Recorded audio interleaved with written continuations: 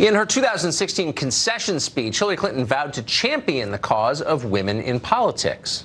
I know we have still not shattered that highest and hardest glass ceiling, but someday someone will, and hopefully sooner than we might think right now.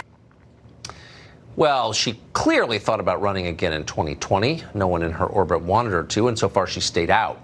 But she seems to be determined to remain in the public eye. And so this week, Hillary Clinton and her daughter, Chelsea, who's incredibly impressive, she went to Stanford, unlike you, will be releasing a new book honoring, quote, gutsy women.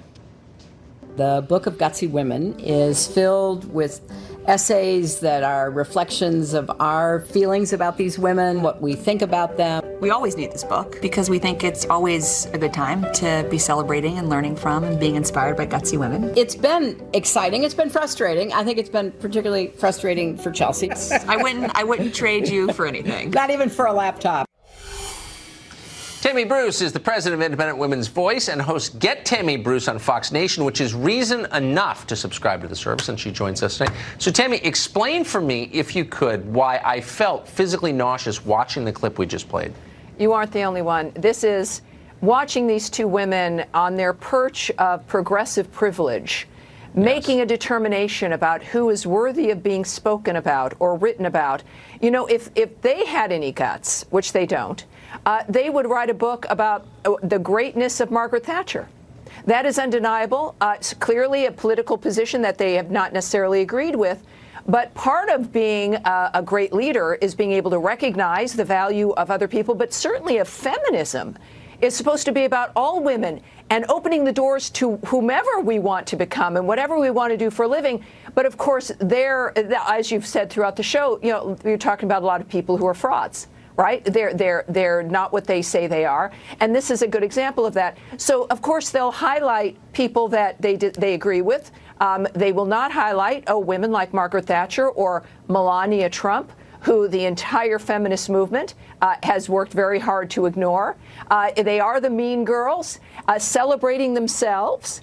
So it doesn't take much guts to be there and to experience and enjoy your progressive privilege, to have that protection, that largesse, and to look at, to put your nose up and sniff at everyone else. But it's also a message, Tucker, about who really counts. That you will only count if they, touch you and decide that you're a person who's worthy of their attention. They are passé. They are, of course, an example of what is not feminism and what women should not become. And that is why Hillary Clinton did not win. And we will have a woman president, and that woman will be conservative, and she will do a good job being the president.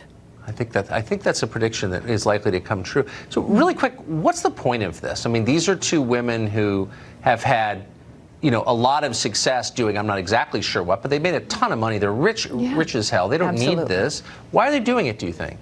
It is certainly for the attention. But, Chelsea is going to need to have a job, and she's not going to, want to work in a corporation, I'm sure, or go somewhere 9 to 5 like most Americans. They expect Chelsea to take on that mantle because, they do see this country as a company that they should have inherited. And now they're working very hard to make sure the undeserving, those who do not conform to the liberal agenda, are pushed aside.